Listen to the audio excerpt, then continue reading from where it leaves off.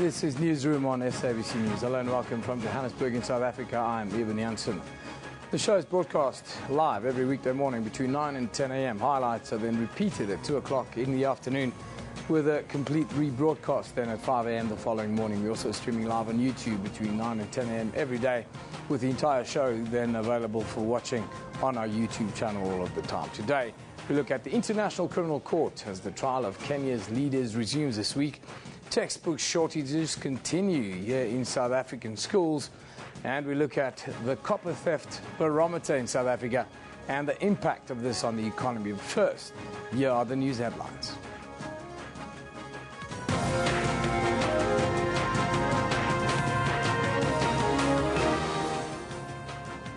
President Jacob Zuma will continue to be the face of the ANC's election campaign. Party Secretary General Gwede Mantashe made this clear while addressing the media on the outcomes of the ANC's National Executive Committee's weekend meeting.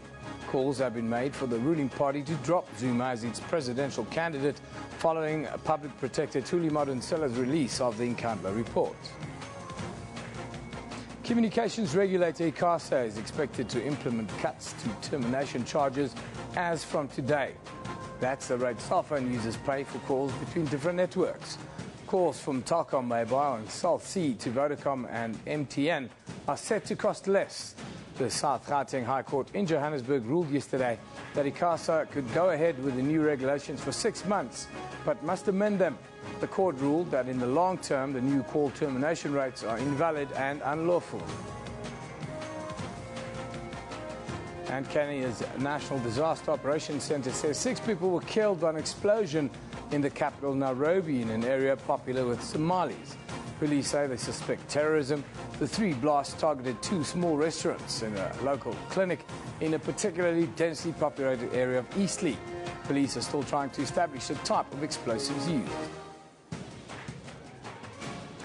The Crimes Against Humanity trial of Kenya's Deputy President William Ruto and his co-accused Joshua Arap Sang continues at The Hague this week, but as Ruto takes the hot seat again, the fate of his boss, President Kenyatta, remains unknown. Much has been said about the role of the International Criminal Court, especially towards this case. During the duration of the trial, we've heard claims that the court unfairly targets Africa.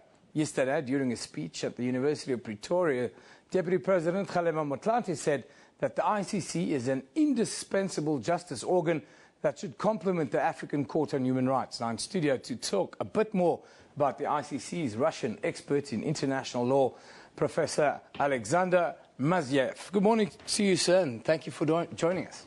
Good morning. Interesting day yesterday with what our Deputy President said. I wanted to ask you about the ICC, how it works at the moment, and really why it was established and the purpose for its establishment initially. First of all, let me thank you very much for the invitation. You know, the history of Russian and South African relations is really, really interesting. We still have a lot of unknown pages of its history. For example, let me show you the journal I am editor-in-chief of. This is Kazan Journal of International Law. It is a special edition which completely dedicated to South Africa, namely to 20th anniversary of democracy in South Africa, and we published interesting materials of unknown and not very well known pages of history between Russia and South Africa. For example, evacuation of Umkhonto we Sizwe and Soviet Union and many others. So thank you very much. It's a privilege to be here in South Africa. Answering to your question about ICC, International Criminal Court. International Criminal Court was established in 1998. Officially, the aim of this court is to prosecute the most atrocious crimes and to punish those who are most responsible for the committing of international crimes, namely the war crimes, crimes against humanity, and genocide. 2 years ago, in the ICC statute, the new article was inserted. It is an article concerning the crime of aggression. But this article not yet enter into force. It will enter into force probably only in several years, but not earlier than in 2019. So that is the official aim for which International Criminal Court was established. So then I want to ask you about something like the invasion of Iraq, the act of aggression when Iraq was invaded by Western powers, weapons of mass destruction. Is that not a crime against humanity as well? It is, but law is always have several limits. For example, the jurisdiction of international institutions are voluntary. So states should, before accept jurisdiction of the court, that the case be considered by this court. So unfortunately, United States of America did not accept this jurisdiction and did not accept, of course, the jurisdiction on aggression. So for the moment, this country is out of the jurisdiction of the ICC. Would you then say that the ICC is fulfilling its purpose internationally at the moment? Can it? Well, to answer your question, we have to look not only to the text of the statute proclaimed as certain purposes, but to look into the reality. Whether the International Criminal Court really achieve the purpose of peace, reconciliation, even justice, I could not say so. So unfortunately, for the moment, we don't see that this court achieved its purposes. What needs to happen for the court to achieve these purposes? To understand why ICC not achieved its purposes, we need to understand what is this court in reality. But to understand it is not easy. We could not just analyze what ICC is doing, but to analyze the environment in which this court operates, to see what is all this system of international criminal justice, how it's working. And if we look into this context, we could notice quite strange things. For example, delivering certain decisions, the international courts are violating international law. It sounds strange, but in fact, when we look into all these decisions in the whole context, we start to realize that all these violations of international law are very consistent. And these violations are quite astonishing. For example, International Criminal Tribunal for the former Yugoslavia adopted decisions which is directly violated the conventions already existed international law. In several decisions, these courts adopted measures that violated the already existed human rights law. Yeah. And when we take all these decisions as a whole, we see that these international tribunals are starting to build a new international law, taking into account what kind this law of. I could call this law as regressive international law, because it's lowering human rights standards, it's violating already existing norms of international law. So, in my opinion, the real purpose of International Criminal Court was to establish a new body of international law. Yeah. And after you realize that, it became clear why ICC is not achieving its officially proposed purposes. Finally, I want to ask you about the impact on Africa, and what about African leaders who feel that they are being unfairly targeted and that they are seen to be easy targets of the International Criminal Court? Well, if we look at the situations which are currently considered by the International Criminal Court, it is 8 situations. And it's hardly not to notice that all of them are in Africa. That brings us to the question whether the International Criminal Court considered that the international crimes committed only in Africa and all international criminals live in Africa. According to the ICC, it seems to be so. But it's again important for us to see if the real purpose of the ICC is to create a new regressive law, then it became more clear why Africa is the main target of this court. Because, unfortunately, African continent was a polygon for the approbation of many, many bad things in our history. So, once again, Africa became a polygon for approbation of this new repressive international law. Especially, let me give you an example, when the already well-established norm of the immunity of head of states was violated by these international criminal courts. It is not only against head of states. This is against the principle of sovereignty of states. Yeah. So imagine where the West could approbate such a law only in Africa. Unfortunately, we are facing that situation. Professor, thank you for joining us this morning. We've run out of time. I could continue with you for quite a bit more, but that's not the nature of television. Thank you for joining us. Thank you very much. That's Russian expert in international law, Professor Alexander Maziev. Now, President Jacob Zuma will continue to be the face of the ANC's election campaign. The ANC Secretary-General, Gwede Mantashe, told the media that the ruling party remains fully confident in President Zuma's leadership.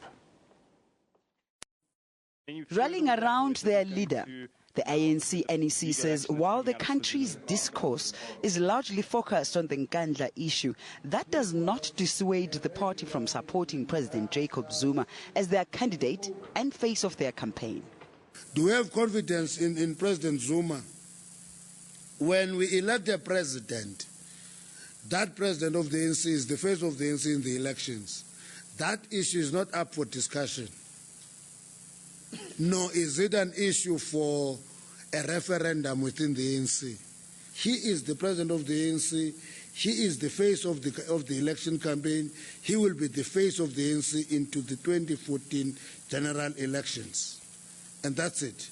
And therefore, the academic debate of confidence or no confidence is indeed academic. I don't think we should entertain it.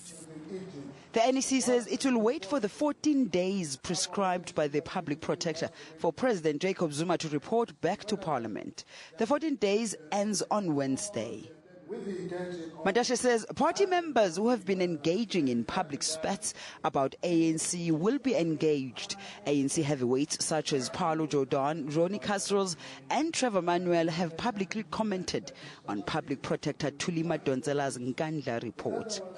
This was the last NEC meeting before the national general elections on May 7.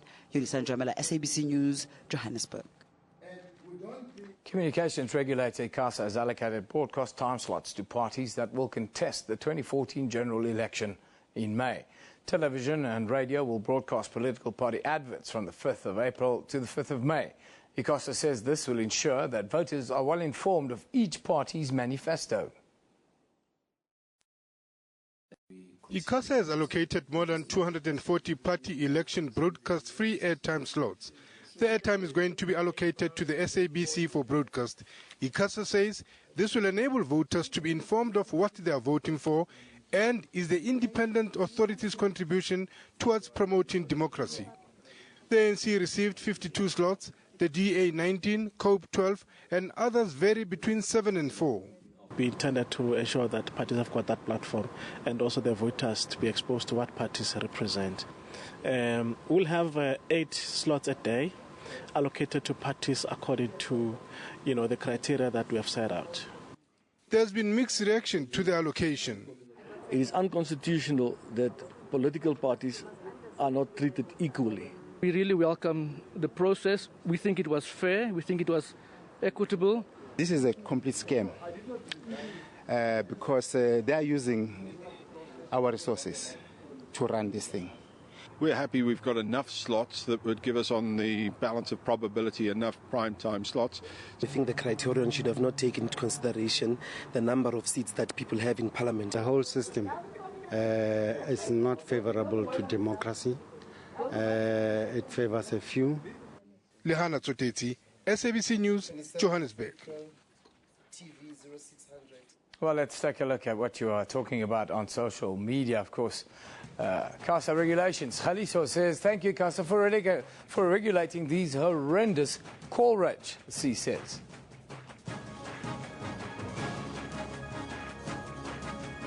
JN Fasakhi says, finally, the people got heard. Hashtag Icasa. Kamfundo says, a win for us consumers. Icasa has lowered call rates.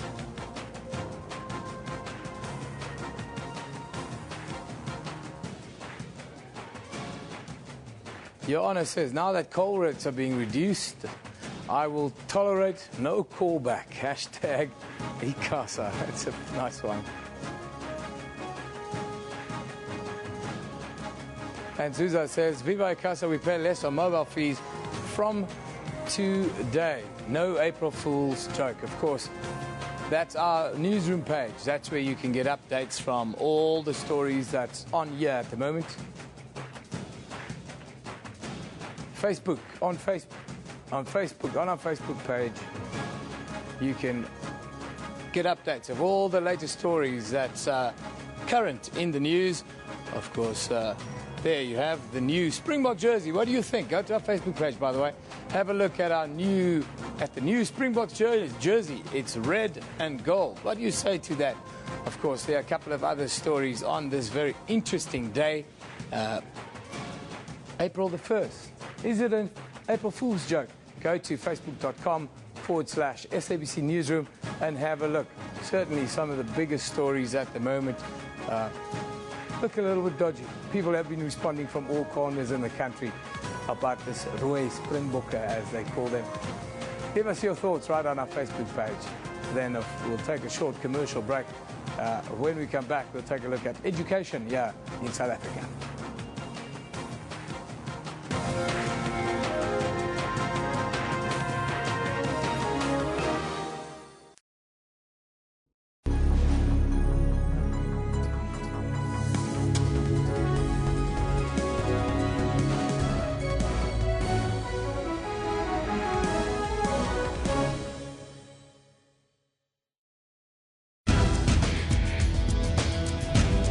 Gaming enthusiasts, including us here at Network, indulged in over 80 exhibits that included the Xbox One and Nintendo. Visitors also got to try out PlayStation 4 computer entertainment system, which was unveiled at Rage 2013. I just came here to see the Xbox One and the PS4, see which one I'd buy.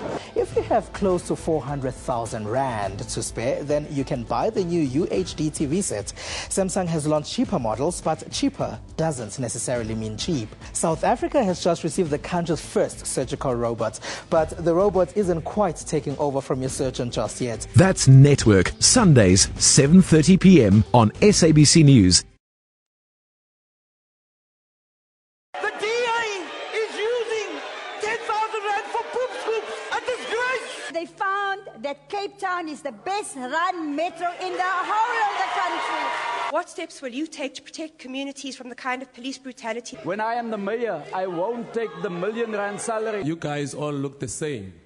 None of you should be trusted. Catch the election debates on SAFM, SABC News Channel and SABC One, Sundays at 6 p.m.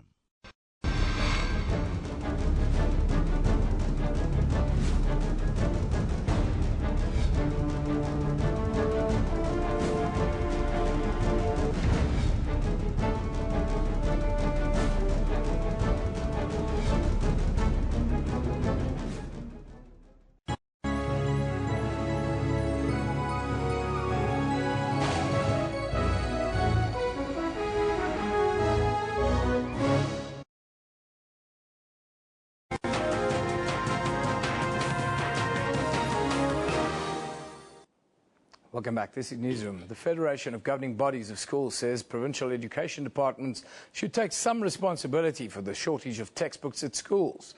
Civil organisation Section 27 is taking the department to the North Gauteng High Court in Pretoria today after several schools reported a shortage of textbooks. The department undertook in December to deliver textbooks to each and every pupil by January this year. CEO of the Federation of Governing Bodies, Paul Colditz, says most of the textbooks are stuck in warehouses. The first school term of the 2014 academic year for public schools came to an end on Friday. As a remedy, education authorities have encouraged pupils and teachers to use the short holidays to advance the curriculum through extra classes. Now, to get some clarity on the issue, we're joined by the spokesperson of the Department of Basic Education, Elijah Mhlanga, this morning. Good morning. Thanks for joining us, Elijah. Thank you so much, Eben. Elijah, I'm sure you've heard and seen what I've just said. Why are schools still waiting for textbooks after the undertaking by your department that this would not happen again? Okay, two things. The first one is that provinces are responsible for delivering textbooks to schools. We are only responsible for Limpopo because it is still under administration.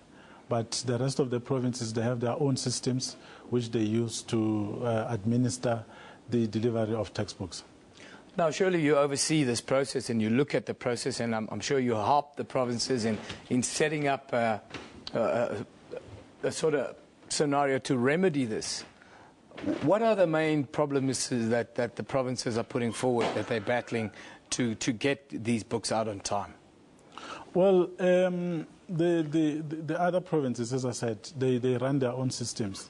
The challenges that I can speak to are those of the Limpopo province, because there we are on the ground, we are assisting the province to deliver books. But what we have found in that situation is that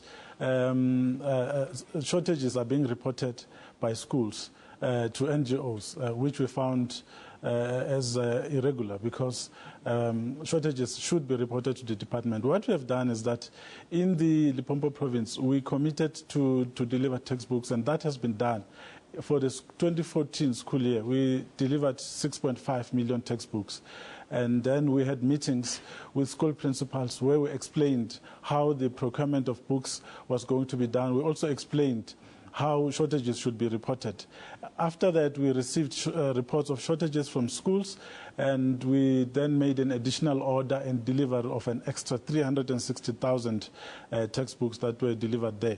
So what we have now in the court is a court application by schools that allege that they have not received books. But what we have as evidence is that some of those schools have not even reported to the department. But we also find that the books that they're talking about are not even in the catalogue for this year. So these are books that we are not even using. So we find that there's something strange about the court application. So all of this will then be tested in court, I'm sure. But is there a plan then to deal with regional departments that don't deliver? Yes, I mean, there's meetings, there's a CEM meeting and also a headcom meeting, which is a meeting of heads of education departments where these things are discussed, and each province gives a report of how far they've done with delivering of textbooks, and they also give us a plan of how they're going to do this. So there's work, there's money that's been pumped into this, but there are also tenders. In fact, if you checked in the past few months, there have been various tenders that were issued for companies to bid for delivery of textbooks. So it's a system that is complex because it also involves publishers, it also involves companies that are tasked with delivering textbooks. So there are delays, but we do as much as we can to ensure that learners are not compromised. That's why a textbook is not the only source of information that should be used for teaching. There are other sort of material that is used, such as workbooks and other items. Is there a disciplinary process that will deal with those that are found to be guilty or negligent? Of course, we investigate everything, even now. I mean, even those schools that are reporting shortages, we go to the schools, find out if indeed a delivery was made, it was confirmed by which person, and we track everything down to get to the bottom of the delays so that we're able to deal appropriately with these issues. Where there's misconduct, that will be dealt with, but where there's other sort of action that should be taken, there's a clear plan, and we are doing that across the country, assisting provinces to ensure that books are delivered in all schools. While all of this is going on, valuable time is being lost and students miss out on being right on top of the school year. What is the department's message to students who are lagging behind because of this problem? Well, there's not that huge of a compromise in terms of learning and teaching, because the deviation in terms of the books that are delivered now is very small compared to, when you look at the curriculum. Because the books that we had, the old books that we had, they still have the same material, so those books can be used. But in addition to that, the workbooks that we have delivered to all the schools have the content that's exactly in the textbook. So there's no loss in terms of time and the compromise to the learners in terms of the content that they are getting from the teacher. So teaching and learning is happening. We do acknowledge that textbooks should be in schools. Where they have not arrived, we urge schools to report using the process that we have agreed upon so that we are able to address these issues as a matter of urgency. So you as a department are confident then that this will not have an effect on the results of 2014? Not at all, because as I said, that's why in the department we have something called LTSM, which is Learner Teacher Support Material, which means a textbook is one of the many materials that you use for teaching. So we believe that with the rest of the material that's available in schools, teaching and learning is able to take place.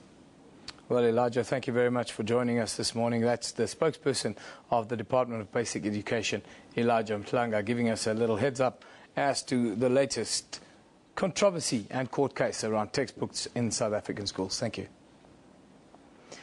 Now, good news for cell phone users. Starting today, some of them could be paying less for calls between different networks.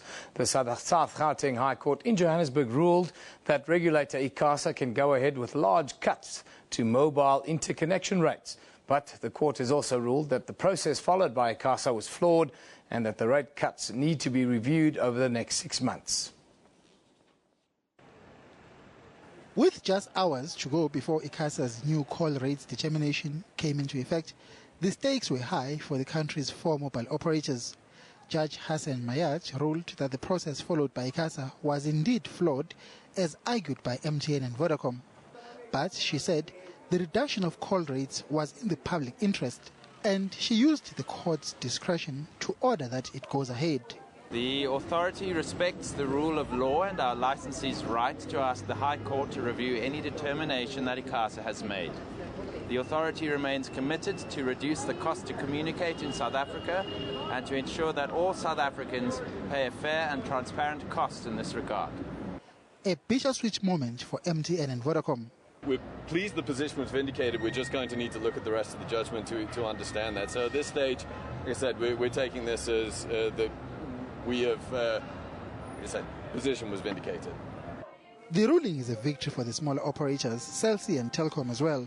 They'll be able to charge MTN and Vodacom 44 cents a minute while paying the cell phone giants 20 cents a minute as determined by ICASA.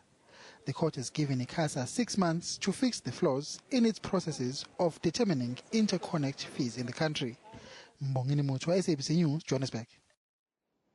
Well, let's just take another look at what you're being passionate about on this day. It's April Fool's Day. Don't forget about it. April Fool's Day. So everything in context. Mindy Posey says, and why would you joke about changing an icon like a box jersey is beyond me. Anyway, people die for that thing.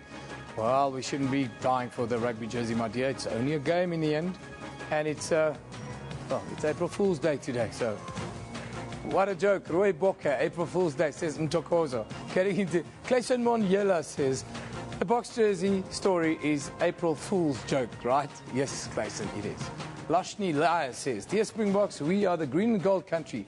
What nonsense is this red colour change about? Foolish decisions, Roy Bokker, she says. Boo Leonard says, red is our national colour. People must sit down and stare at our national flag. Hashtag Roy Bokker. Well, those are your thoughts. Keep it coming. We really, really enjoy interacting with you, of course, today. It's a little bit light-hearted because it's April Fool's Day. And if you go throughout the whole media landscape, you'll find lots of different stories all about, well, a little bit of light-hearted fun and in the context of April Fool's Day. At SABC Newsroom on Twitter, of course, facebook.com/SABC Newsroom. Yes, that's right. That's where you can find us. We'll be back after a short break when we look at copper theft here in South Africa.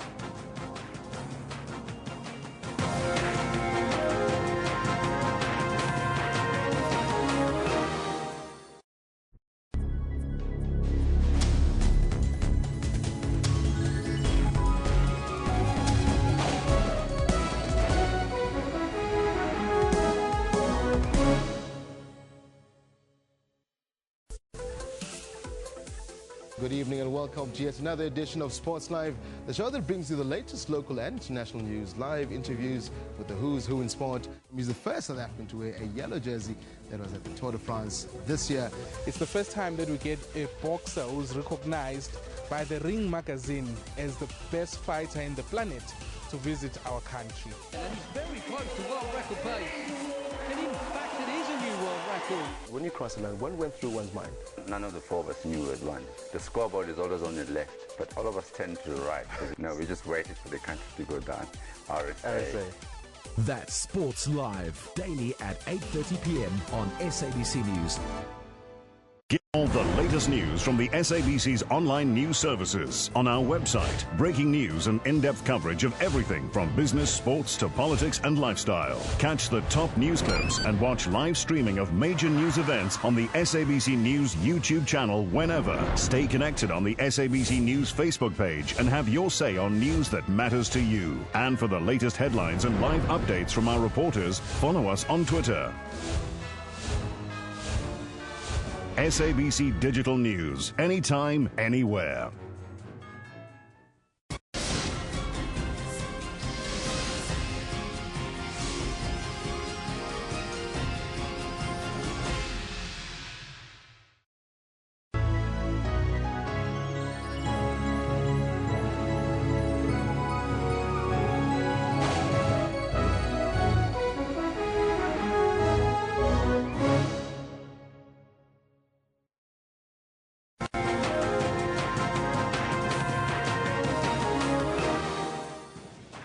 Welcome back. Let's take a quick look at the top stories. President Jacob Zuma will continue to be the face of the ANC's election campaign. Party Secretary General Gwede Mantashe made this clear while addressing the media on the outcomes of the ANC's National Executive Committee's weekend meeting. Calls have been made for the ruling party to drop Zuma as its presidential candidate following Public Protector Thuli Madonsela's release of the Nkandla reports. Communications regulator ICASA is expected to implement cuts to termination charges as from today. That's the rate cell phone users pay for calls between different networks. Calls from Telkom Mobile and Cell C to Vodacom and NTM are set to cost less. The South Gauteng High Court in Johannesburg ruled yesterday that ICASA could go ahead with its new regulations for 6 months, but must amend them. The court ruled that in the long term, the new call termination rates are invalid and unlawful. Kenya's National Disaster Operations Centre says 6 people were killed by an explosion in the capital Nairobi, in an area popular with Somalis. Police say they suspect terrorism.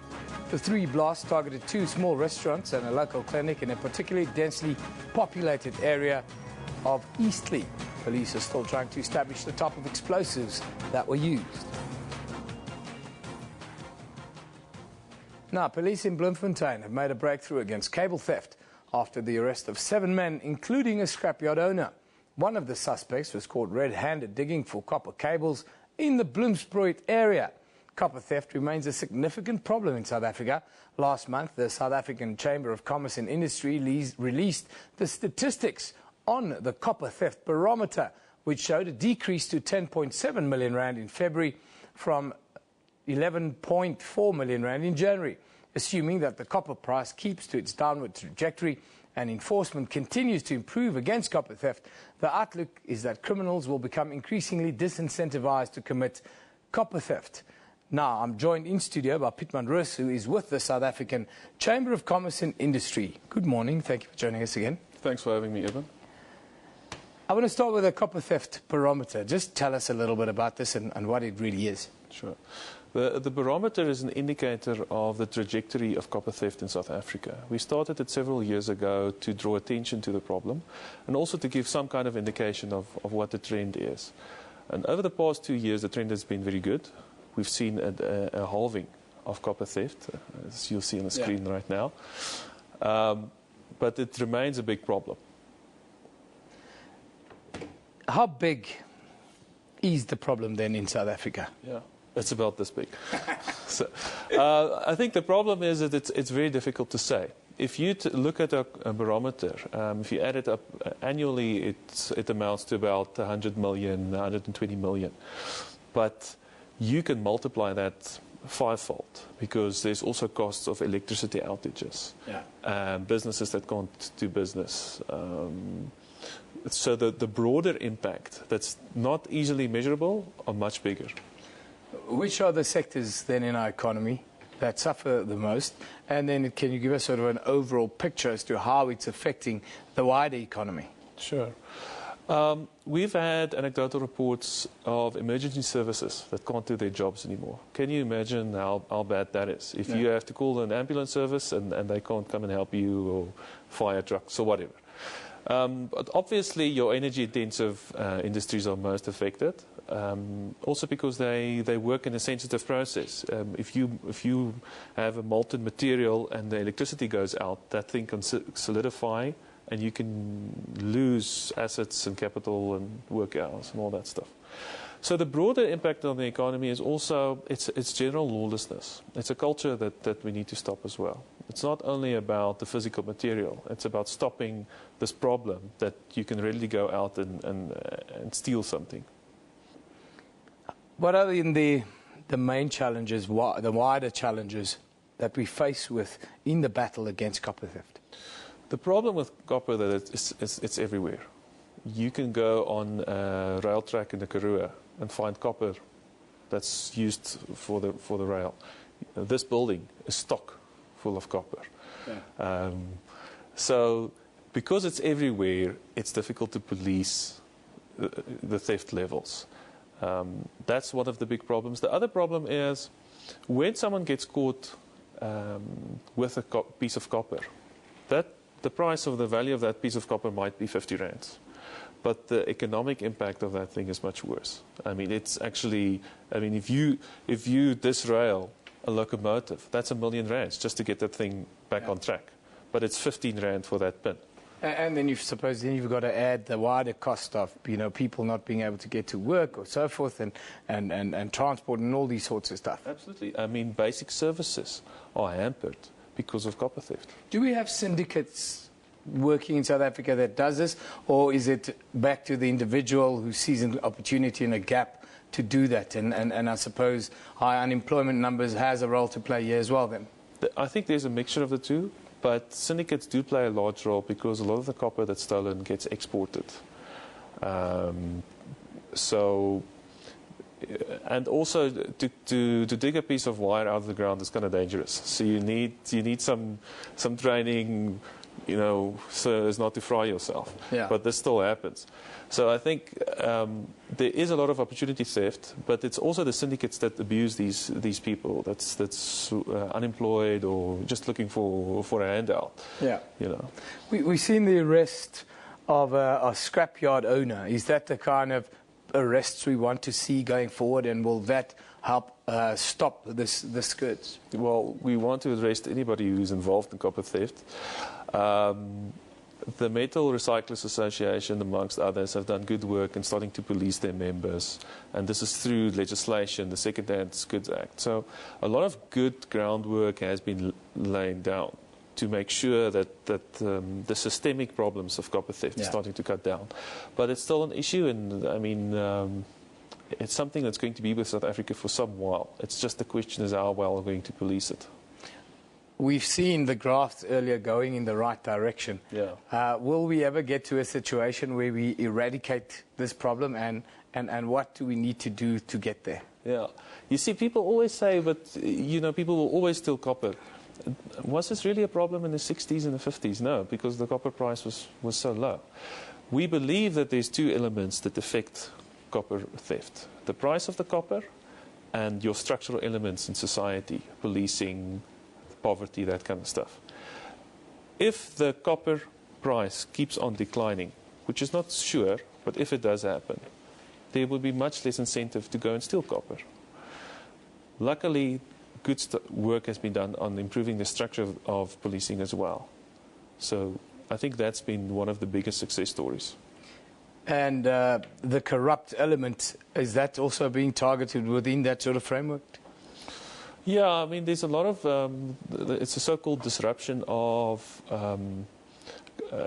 scrapyards that would sell stolen copper, but there's also been improved policing. You can't just buy and sell burnt copper anymore. Yeah. Usually the casing of the copper wire says this belongs to whichever utility. So that legislation has been restricted as well. Well, Pittman Rus of the South African Chamber of Commerce and Industry, thank you for joining us today. Sure. Interesting, the copper barometer. We'll keep an eye on it, and if it goes back up, we're going to have to get you back. Cool. Thanks, Pittman. Now, moving on, Free State town of Virginia commemorates the 20th anniversary of the Merriespruit tailings dam disaster. The Merriespruit tailings dam disaster occurred on the night of 22 February 1994, when a tailings dam failed and flooded the suburb of Merriespruit, Virginia, in the Free State here in South Africa. 17 people were killed. 80 houses were destroyed. Now, SABC specialist correspondent Richard Newton joins us from Virginia to recall this tragedy that occurred 20 years ago and the current situations, as well as the issues confronting the local community there. Good morning, Richard. Can you hear me? Good morning, Eben. Yes, and welcome to Virginia, where, of course, very few of the residents here will forget that night, 22nd of February 1994. It was a horrific night that people here say they remember like yesterday. And the drama actually started in the afternoon with a massive rainstorm. Over 50 millimeters fell in less than half an hour. And as it started getting dark in the evening, some people reported water coming over the top of the slimes or the tailing dam, which wasn't that odd. It had happened before, but of course it was 9 o'clock that night, pitch dark, when the northern wall of the Slimes Dam burst. We're talking 600,000 cubic meters of water, mud and slime that came pouring out. Now, the residential area of Merriespruit was the first houses were only 300 meters away from that dam, and eyewitnesses say that when the wall of mud hit the first houses, it was coming down at about 2.5 meters high. It was a terrifying evening. As you said, 17 people lost their lives. Over 350 were injured. 36 houses were destroyed almost immediately. Another 80 were destroyed, demolished later. And of course, the rescue operation went on for days. Now, with me, I have Brian Eminis, who, as a police reservist captain at the time, was coordinating the air rescue. Now, Brian, that first night, pitch dark, choppers in the air, people trapped on their roofs or in the mud. Give us a sense of what it was like that night. Well, it was absolutely terrifying. I was sitting next to Captain Henk Goodhart. We were in a police helicopter, 105, and we were flying with the night sun, and we could see people making their way up onto the roofs of the various homesteads. But it was terrifying because a lot of these homesteads were crumbling. Fortunately, the South African Air Force sent in an Alouette 3 piloted by Chris Opperman, and he had KP Jordan with him as engineer. And these two were absolutely the heroes of a lot of the rescue, because with no reference, bearing in mind it was a dark night, that slime that was moving through it was like in a horror movie. So we provided the light from our helicopter, and they moved in closely to rescue people. And I can remember that as Chris Opperman was hoisting people off the roofs, seeing the building just crumble beneath, thinking, wow, they've just got that little girl in time, or that elderly chap has just made it. For his action, he was given a medal by the South African Air Force, but the whole situation, was just horrific. And then, of course, after that evening, for the next few days, the rescue operations went on, because it was about, I think, a 2 square kilometer area that was completely under the sludge. And they had to go literally house by house. Yes, they did. They had teams that were moving around, large numbers of proto-rescue, South African Police Service. Everybody was there, and they had these prodding sticks. And we then, at that stage, had 3 helicopters, a private helicopter with Richard Brody and 2 SAF, later to be joined by a Oryx. And the Oryx helicopter had a big platform. Because of the sludge, and there were rumors of cyanide, being in the traces of cyanide, and it was burning people. So we had this platform that was hanging underneath the helicopter and moving that around to try and get to cars, and it was just from a horror movie. Well, of course, after an operation like that, the investigation begins, and there was a judicial investigation, and it really ripped this town apart, all the hearings, and it really was a tough time for this community. Indeed it was. You know, it was something that most certainly put the town on the map for all the wrong reasons. I can just imagine what it must have been like, you know, being in those homes that you're talking about that were right on. Look, they were just removed. They were wiped off the face of the earth. But being in one of those homes and suddenly having that 2.5 meter wall of mud just hitting that house and devastation. But yeah, it was a pretty big story that went around the world.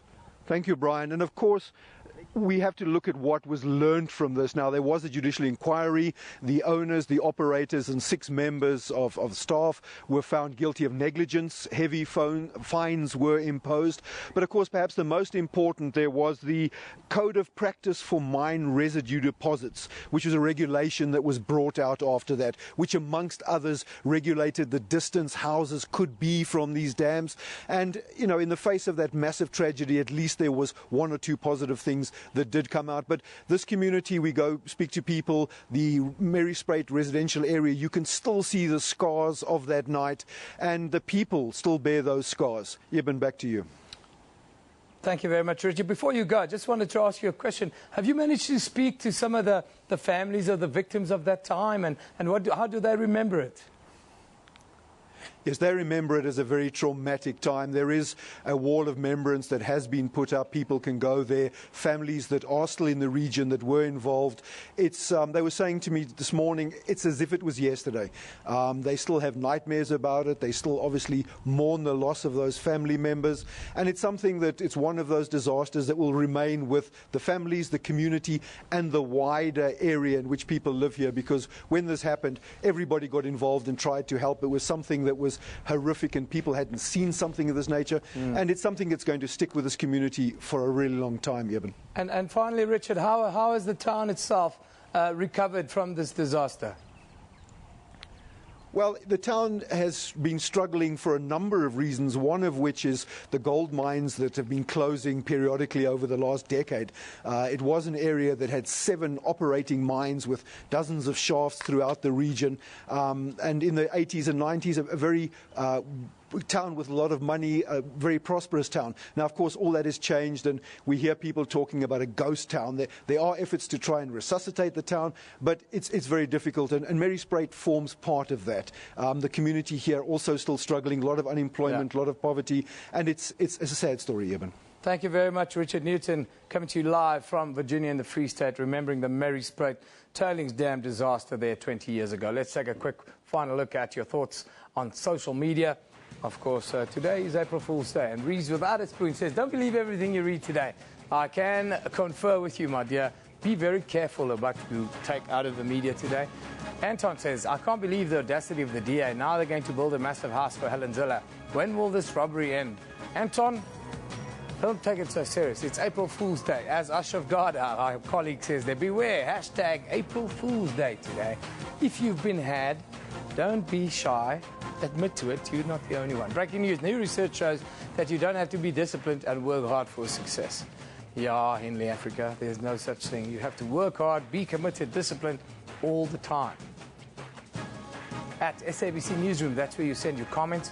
Our Facebook page, of course, SABC News, that's on facebook.com. That's where we leave you today. This show is broadcast live every weekday morning between 9 and 10 a.m. Highlights repeated at 2 in the afternoon with a whole rebroadcast at 5 a.m. the following morning. We're also streaming live on YouTube between 9 and 10 a.m. every day. And the entire show can be watched on our YouTube channel at your leisure, anywhere in the world, all of the time. This is SABC News. You've been watching Newsroom. We simply love it in the morning.